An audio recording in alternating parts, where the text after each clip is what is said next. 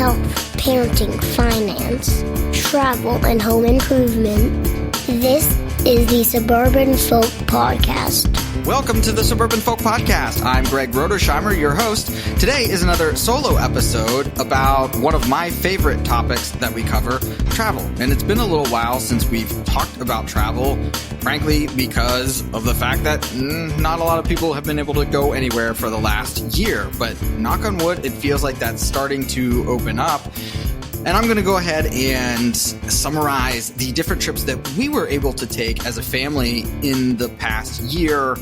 Maybe some tips that people can use going forward if you haven't had a chance to go out and have a regular vacation, or if you are just depressed about the lack of travel that you've had going on. Maybe you can live vicariously through some additional stories. So again, some tips based on what we've been able to do and really resetting expectations, I guess, at least for this time, in particular from the concept of international travel versus domestic travel. Actually, on the show, when we first started, one of my favorite things, and still is one of my favorite things, has been to have people on the show from other countries other than the United States, especially right out of the gate. I had guests from Denmark and Ghana and a few folks from Australia. As a matter of fact, one was actually a travel agent herself. So a lot of different stories and comparisons right at the beginning of the pandemic, as a matter of fact. Actually, if you go back to that episode, she talks about how she almost got stuck in the States prior to lockdowns in Australia, which was a super interesting story. But even the amount of vacationing or travel that people have been able to do has been, I think, it's fair to say, exclusively domestic travel at this point. So being able to expand out internationally would be very, very nice. And actually, why it's a poignant topic for me and my family, my kids were getting just about to that age where we were hoping to do some international travel. And of course, those plans got completely put to the side and we were able to do some other things. So the place really, I figured to start as I reminisce about our vacation plans and again, how we had to shift at the very beginning of the pandemic. Interestingly enough, we were on a cruise ship in February of 2020. So at that point, people knew about coronavirus, certainly what was going on in China. Actually, our ship did have a questionnaire / requirement that you had not been in China, maybe even additional international travel that would have required other documentation, or I'm not even sure if they were going to let you on the ship or not. But being very honest, I know there were definitely jokes amongst ourselves and others about what was coming, or thank goodness we're not on the other ships that ultimately got but got stranded at sea, where they had to be out there for so long periods of time because of the outbreaks that were going on. And then, of course, a month later, it was definitely here in the States and everywhere. And I don't think anybody's really experienced anything like it since. So it's really a surreal thing to go back to that particular moment. Actually, in my day job, we just did a icebreaker amongst a particular group. So I was going through some of our prior vacation pictures as a About Me page. And in September of 2019 is when we did our first Disney trip. If you go way back into the podcast, we did a whole episode about how my wife, frankly, put that whole trip together and things that you could do.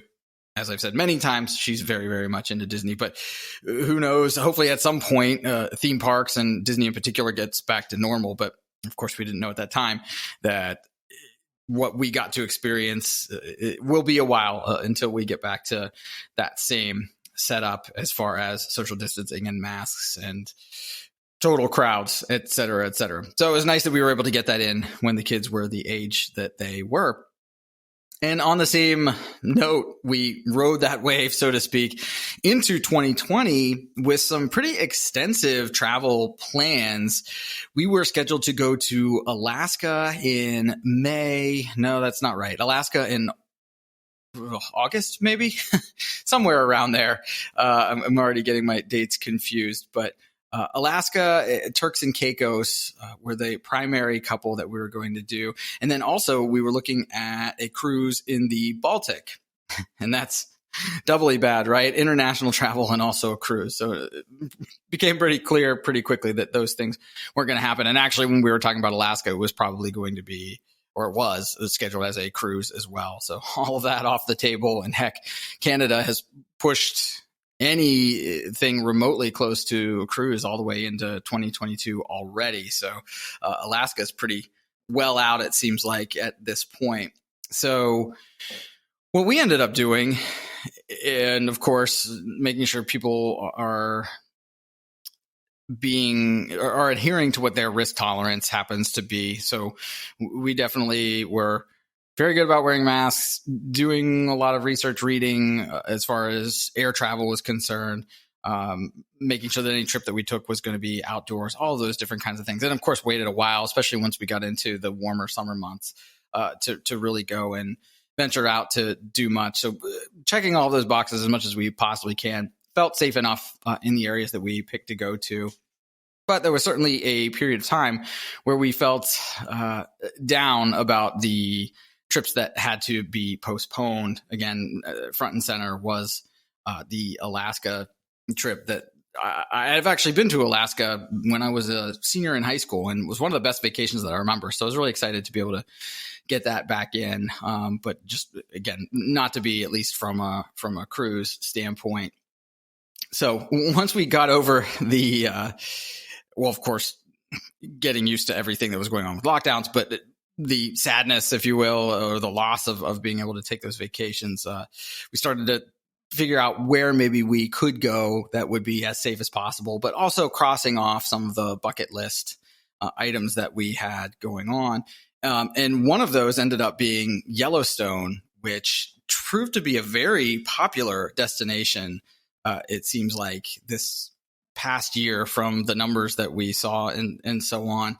Now, popular in the sense that if people were traveling, that was a place that we read and heard people were definitely going to, but definitely way less people than there would be in normal times. And that ended up being in August. So at that point, I think there were some lower numbers at that point. I believe that was probably one of our first times to actually jump on a plane. So we were a little nervous about that, but there aren't a lot of people on the flights, so didn't really have any issues there. So all good from that standpoint. And actually, we were able to fly into Salt Lake City, which is where I used to live. So I was able to show my family all of the different places that I would go to while I lived there, as well as the apartment that I used to live in. So that was pretty cool. And I love the mountains. That's just a great place to be. One of the themes that I want to get across as I'm going through some of these vacations, and also being flexible and appreciating domestic travel, especially here in the US. I grew up in the Midwest. I think most people would consider Pittsburgh the Midwest, Appalachia, and admittedly, probably not even appreciating the mountains, the Appalachian Mountains, the way they are, because you get used to it. And when I lived in Salt Lake City, those mountains to me are just very majestic.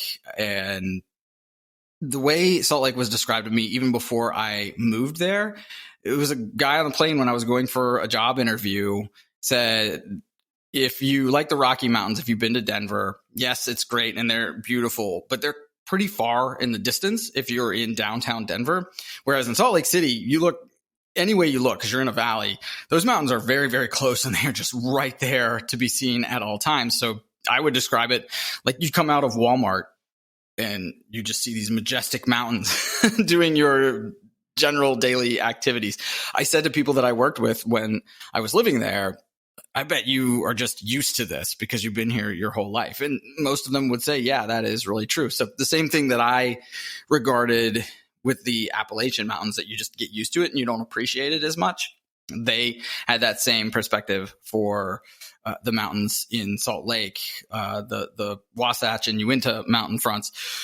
So that's one lesson to be learned. I think if you're like me and you've had these grand travel plans and you've had to change those up, that there really is a whole lot to be seen domestically in the US during the downturn of the financial markets back in 2008. I think that's when the term staycation first was coined. And of course, the idea there is you just didn't have the money to go anywhere else. So find things in your backyard that you've overlooked because you're wanting to go to that far off beach vacation or Europe or whatever the case happens to be. So I'd say the same thing for anybody that's missing out on international travel at this point.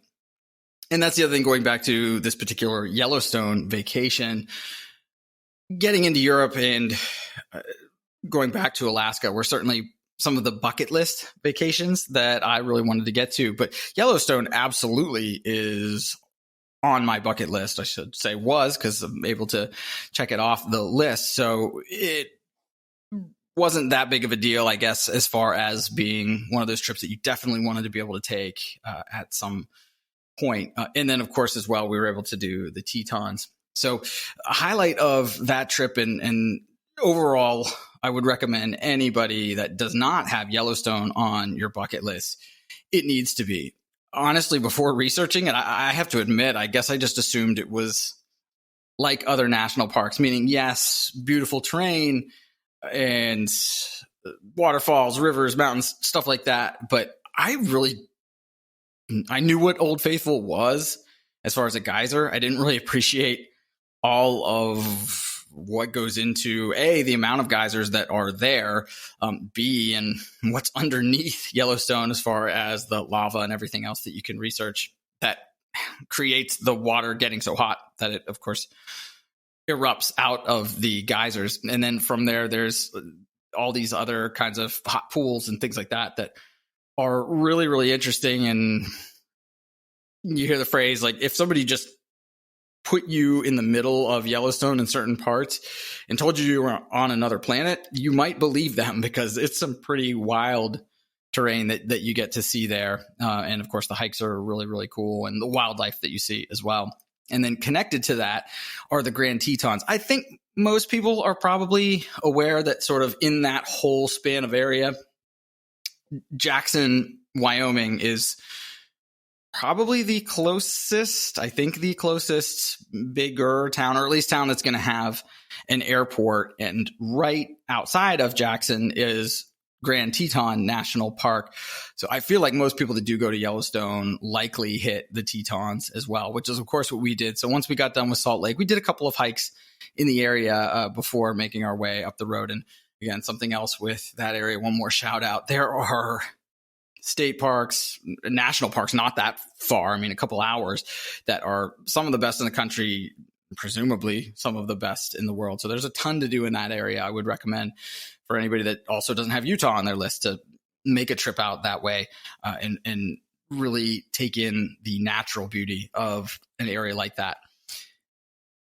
Making our way up to Jackson, I will say one negative. I've heard such great things about Jackson itself. I'm wondering maybe if those are dated reviews, because I've also read that Jackson used to be more old-timey, down-home feel, and that it's maybe gotten a little bit too commercialized at this point. It felt a little commercialized from my standpoint. Not a bad little town, expensive, which I guess we knew that already going out. But there wasn't anything I really necessarily latched on to, I'll say, for the town itself. The Tetons were awesome. One of our memories that will stick with us, I think, probably forever is having the kids be as young as they are. One of the recommended hikes is around the lake right at the base of the Tetons called Jenny Lake. And I believe you have the option of either hiking all the way around the lake, and then you can hike like into the Tetons. I'm not going to remember the name of that specific hike. I'm sure it's one of the most popular if you looked it up. Or your other option is you can take a boat that puts you right at the foot of the Tetons, and you're doing some hiking right along there. But at any rate, the hike that we chose, so we went ahead and took the boat, because we knew with the kids, if we did around the lake, we would be lucky to even get to the other side at the very beginning of some of those trailheads. And then they wouldn't have any energy left. So we at least took the boat to get across to there. But we knew the hike was going to be about 4.5 to nearly 5 miles one way and then back. So in other words, a 9 to 10 mile hike. I had my child backpack carrier. I know there's probably a different name for it, and hopefully people know what I'm talking about. But basically, it's just a backpack where if you have a smaller kid, which our youngest was for during this trip. They're just basically back there and you're hauling them around.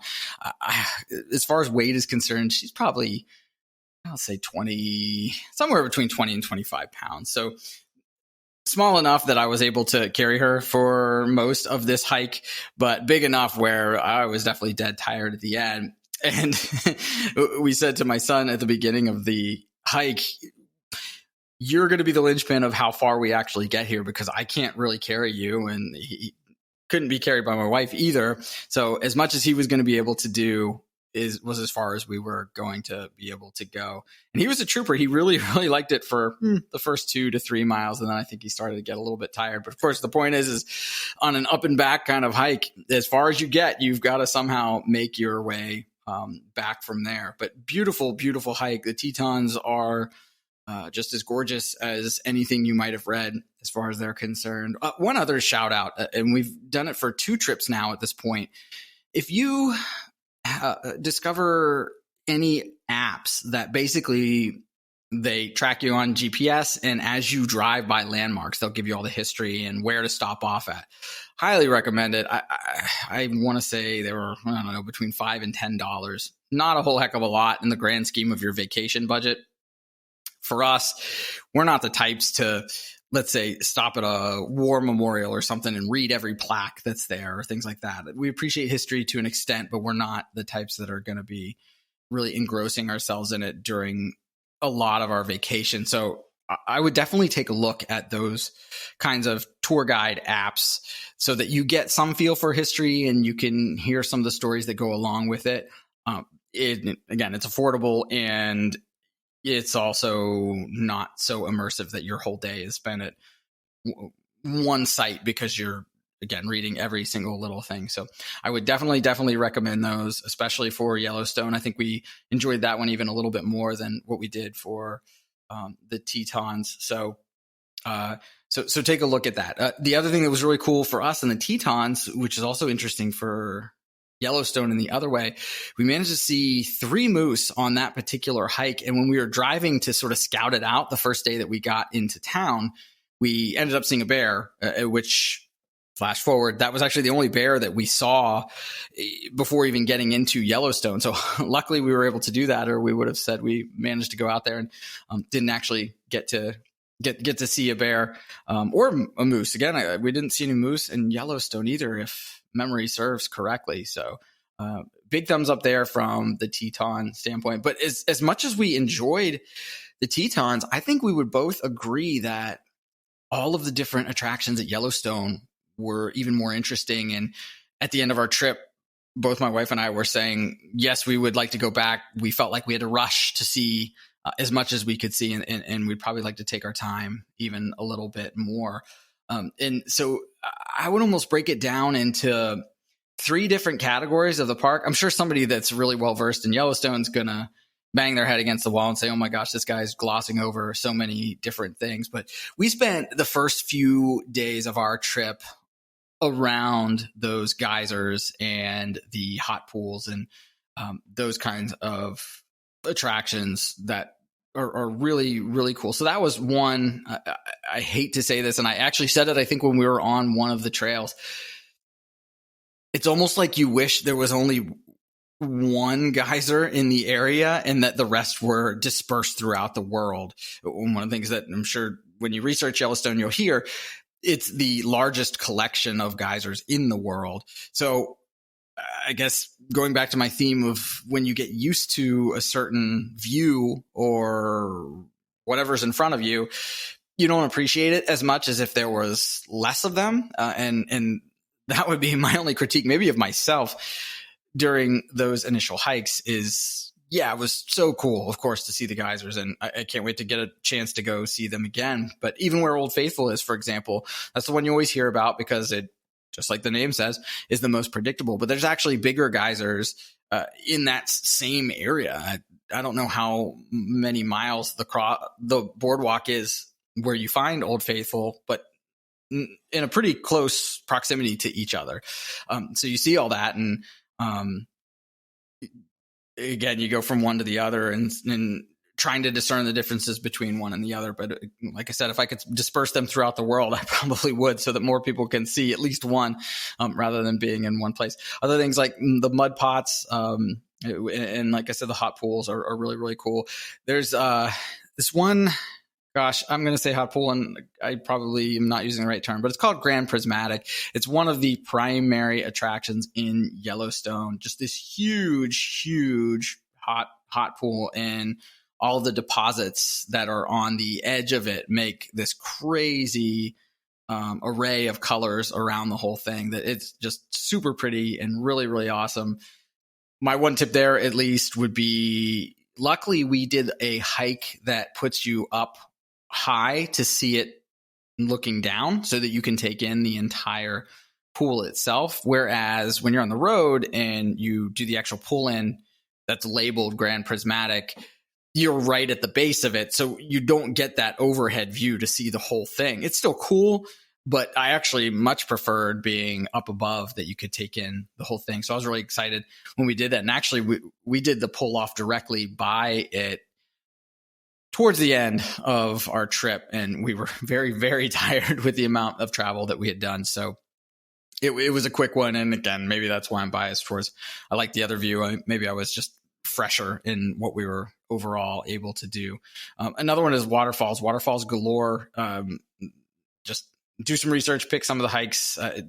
Quite frankly, I think all of them are going to escape me right now, and I'm not even going to try to remember all the names of the waterfalls, but pick a couple of those because they're really, really pretty. And that's actually one of the other high level ways that I sort of broke up the park, is the area that is why Yellowstone presumably got its name. It's almost like a mix between the Grand Canyon and Niagara Falls, I guess, as far as these crazy huge waterfall areas in this big gorge. There's a number of them that are just all right along the road. My only complaint for that, again, we did that towards the end, and every single one of these lookout points has these zigzags, super steep, going down and back up. Would be fine in general, but like I said, I was carrying the kids pretty much the entire time, and that was also towards the end of the trip. So a couple of those got a little bit tough, and frankly, it takes a lot of time just to get down to them and see it, and then make your way back up. And then the third overall category I had was the more open areas. For example, I think it was midweek that I think I made a comment that they say buffalo are everywhere. We hadn't seen any where we were at in West Yellowstone. And then once we got, I think it's more on the north end as far as where this area would be. But once we got to it, there's buffalo everywhere. I mean, that's probably where you would see pictures of cars backed up because the buffalo are just standing on the road. So that was super cool that we were able to take those in. Like I said, we got worried for a little bit that maybe they weren't going to be around, but we were just happened to not be in the right part of the park at that point.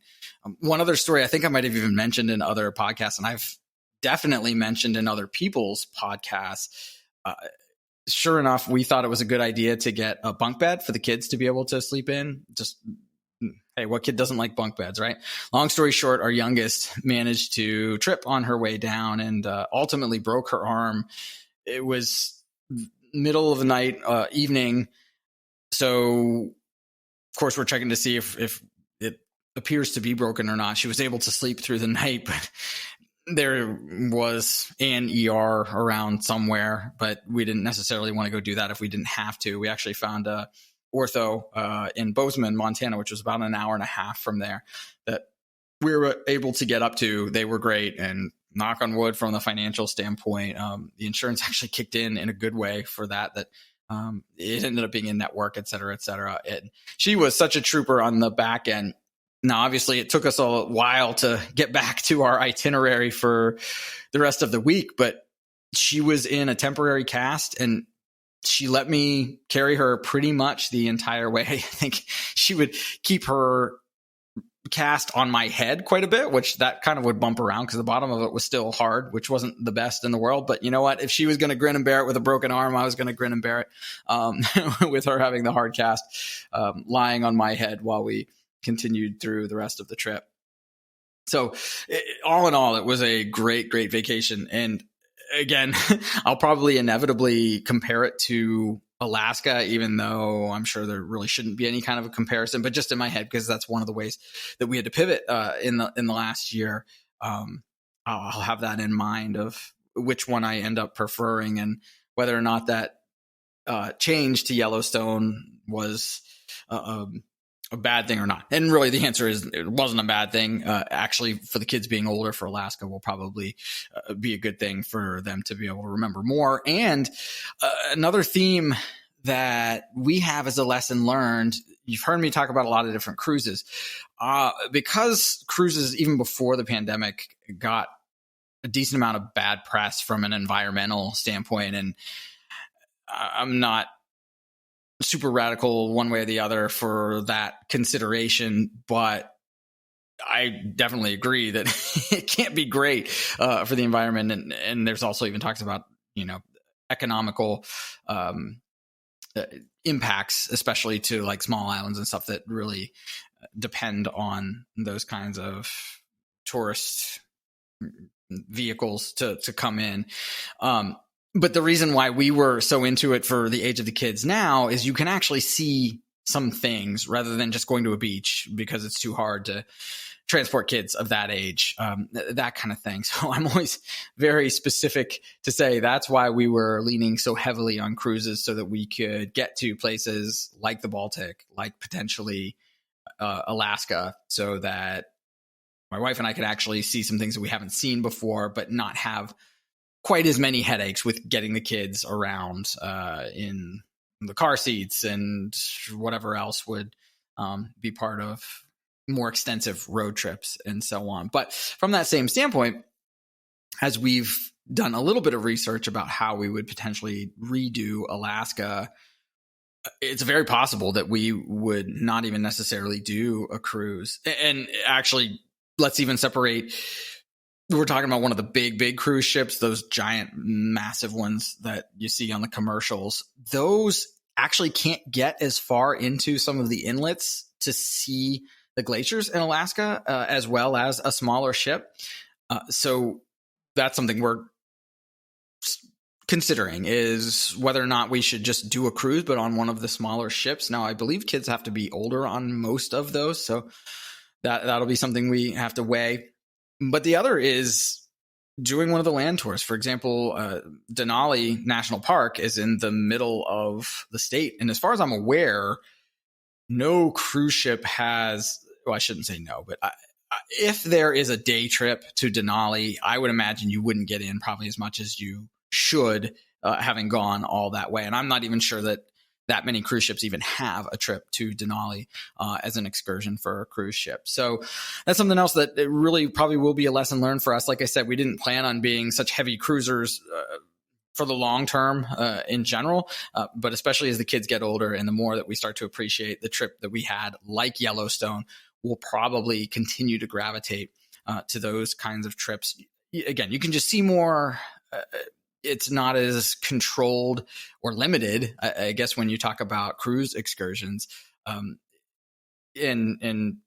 it just, I feel like you're going to get more authenticity for the area that you're checking out. So by and large, that was our Yellowstone trip. And again, I couldn't have been happier with it. Also, in the year that we've had, of course, being able to go out anywhere is a welcome change. And also being outside every single day. We had great weather. I think it rained maybe like half a day, and that was it. Other than that, gosh, it was just beautiful, beautiful weather the whole entire time. You have your masks. We had the lanyards on that way you could easily put your mask on whenever you're passing anybody and being courteous that way. And other than that, you're kind of by yourself. And like I said, from what we read, the parks were way less populated than they otherwise would have been. So we really benefited from less traffic and being able to get up to a lot of the sites a lot easier than we would, I guess, in normal times. So that was how we were able to pivot for that middle of the year and what had ultimately changed. I don't know if I mentioned or not, one of our other trips was Turks and Caicos, and that goes completely the other way. It is on a resort, all you can eat, all you can drink, but you're not leaving the resort. It's basically a cruise trip without being on the water. It's the same kind of a setup. So that ended up being pushed. Actually, we're supposed to go on that trip at the very beginning of June, which we're quite ready for, and everything that we've read. Turks and Caicos has done a really nice job as far as vaccines and everything is concerned. We're all vaccinated up. So again, really, really excited to do that. But there was no real alternative for that particular trip that we were going to be able to get in. So we didn't. And the other thing that we were able to do towards the end of the year, we didn't take the kids, but did the Smokey Mountains, which is another lesson learned of looking to see what's in your backyard. So again, I'm in Richmond. So it's about a 5-hour drive to get out that way, maybe a little bit longer.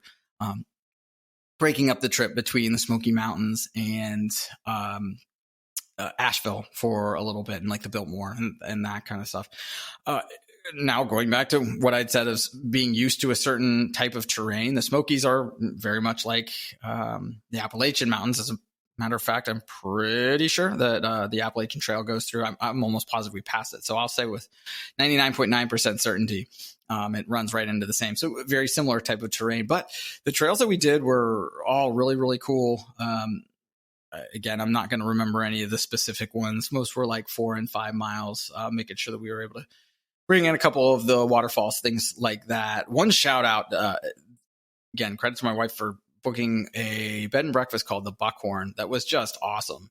The rooms were, as you'd expect for a bed and breakfast, a little more rustic, I guess, than your standard Marriott or Hilton accommodation, but more than adequate. And their dining facility is just this gorgeous view of the mountains right in front of you. And the food was just awesome. I mean, thank goodness we were hiking each day, because the breakfast and the dinners were really, really good. Probably not so good for my diet, but we were on vacation. So that's what you're supposed to do when you're there. So if and when we get back to the Smokies, I would absolutely want to stay where we were at again there. One other thing that we did that I never thought I would have on my list was we did zip lines. And that was actually really cool. That was a rainy, wet day, kind of the opposite of what I was just saying for Yellowstone. I think we had a number of rainy days, but we powered through it. That's, and that particular day we were able to power through, and they don't call it the Smoky Mountains for nothing. We probably obstructed some of the things we were able to see, but it was kind of a cool thing to be able to get into, and got you into the heart of the mountains a little bit. So some of the stuff, again, that we could do without the kids being along. We also ended up doing Dollywood.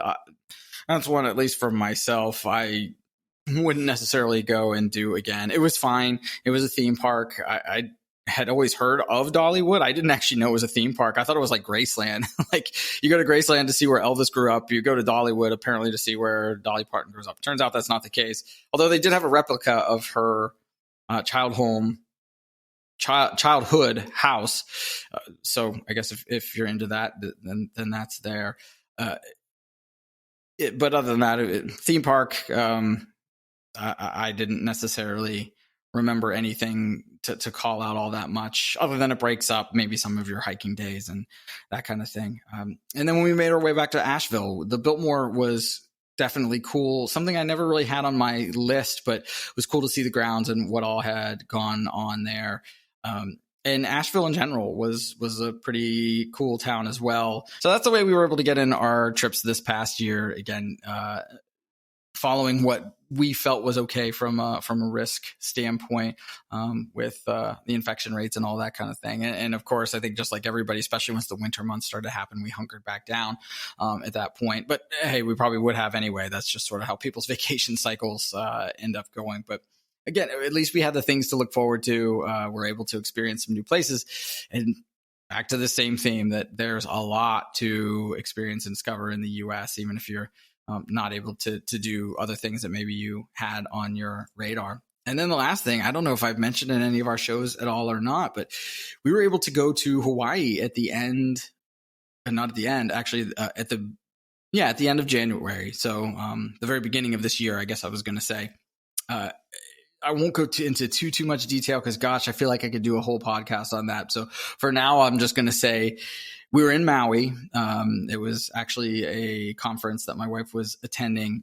And you hate to look at it this way because of obviously all of the issues that have gone on with the pandemic, but it was great that the lack of people made it so easy to get where we needed to go. The road to Hana is what you're typically going to hear you have to do when you go to Maui, which I forget how long the road is, but basically it's all day. We started at 5 a.m. and didn't get done with everything until 7 p.m. Now, as you probably can tell when I'm talking about hiking in particular, we probably overdo it a lot with those stops.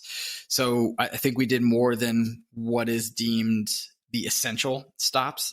So you probably could do the whole trip in less time. And again, we have the small kids, so it takes us a little bit longer to get from here to there. But I can't say a bad thing about any of the places that we ended up stopping at, especially in Haleakala is the name of the main volcano, and the park that surrounds it. It was at the very end, I think the back end of the mountain, where you do this just crazy, incredible hike that has this bamboo forest and ends with a giant, giant waterfall. Just gorgeous. And basically what I've told everybody for Hawaii is, yeah, it seems cliche to say how great Hawaii is because that's all you hear from people. And well, yep, it's that great. It really, really is. I don't know that I can think of any other place that I've been up to this point where you can go into like a rainforest type setting / mountainous setting. And then the very next day, or heck, same day, you're in tranquil beach, beautiful waters immediately after. As a matter of fact, when we went up to the mountain to see the sunrise the first day, it was cold. 40s, maybe even colder. Just completely wrapped up in blankets and couldn't wait to get to the next thing. Then we did a hike down into the canyon right from there. Another place, like I mentioned, for Yellowstone, if I were to just drop you there and tell you you're on a different planet, you'd probably believe me when you see all the rock and stuff that's going on. But it's started to really mist up, and the fog and mist, rain, everything was kind of miserable. Frankly, the kids were not a big fan of that. But once we came back down the mountain, it's like 80 degrees, once we got back to where our hotel was, and hanging out at the beach the rest of the day. So where else are you necessarily going to get something like that, that it was just really, really awesome. The west side of Maui as well was really, really cool. That's where you see a lot of lava and blowholes. I want to say that's where the golf course is, Kapalua, where they have the PGA guys come in. We were able to walk the grounds there a little bit. So yeah, gosh, I could really go on about that one. But another that we were able to do that we weren't necessarily otherwise going to do, but since some of our other travel plans, even coming into this year, got changed a little bit, we were able to sneak that in, and we're super, super excited to get that going. And then looking forward, again, keeping the same theme going on for domestic travel, and recentering where you are ultimately going to be able to go. So like I said, Turks and Caicos is coming up. That has been one that's been planned. Everybody in the resort, so we've read, has been vaccinated and all good to go. We've been vaccinated. So that should be a pretty painless experience, at least as far as being as safe as we possibly need to be. And then after that, actually into August, another reroute for us. So that was supposed to be this Baltic trip that we were pretty sure was not going to happen. And of course it's not. We actually rebooked it for next year. So gosh, in 2022, late summer, let's hope we're able to do that trip and get back to some of the international travel. But for now, we're actually going to do Acadia National Park, which is in Maine. And again, for all those same considerations we talked about, it's definitely been on our bucket list to do more of New England. We've really enjoyed the national parks. It's crazy. I never really thought about having a theme of national parks being a lot of what we go see, but there's a reason why they've been deemed national parks. They're all pretty incredible from what I've seen so far. I feel like I said, we'll do Denali at some point. We'll get to Yosemite at some point, which I know are a couple of the big ones, but gosh, there's even Glacier National Park, I know, is another. So we've got plenty more of them to see, but the ones that we have seen and have slated to see also. Just we hear rave reviews and so on. So there's no shortage of destinations for us to be able to get to. So we're super excited to be able to get that in. So with that, hopefully I gave you a few ideas of trips that you can take. Hopefully as the summer continues and vaccinations continue to roll out, people will feel more and more safe in getting their travel in and just getting back out there and experiencing life. Obviously, that applies to more things than just travel and vacations, to say the least. There's a lot of things that we want to get back to. But gosh, it feels like there's a little bit of light at the end of the tunnel, and I'm very hopeful that that's the case. So for those that are able to get out there, if I can help with any ideas or suggestions, by all means, let me know. I'm excited, and hopefully everybody else is starting to get excited as well. So give me a shout. Let me know what you think and where your travels are taking you. I'm definitely going to try to get some more travel folks onto the show to tell us about their areas of expertise and other ideas of areas and cultures that we can experience and should go do and see. Again, it's one of my favorite things of the podcast is finding people that are from certain areas of the world and, hey, where do you suggest going that a tourist wouldn't know about? Maybe I can mix it up with some locals. That's really exciting stuff and one of my favorite parts about being able to travel and talk to other people about traveling. So again, I hope I gave you some ideas for those that are really ready to get out there and travel. I hope you're able to follow through with your plans as we start to open up, and we will be in touch. If you enjoyed this episode, please consider giving us a 5-star review on Apple Podcasts.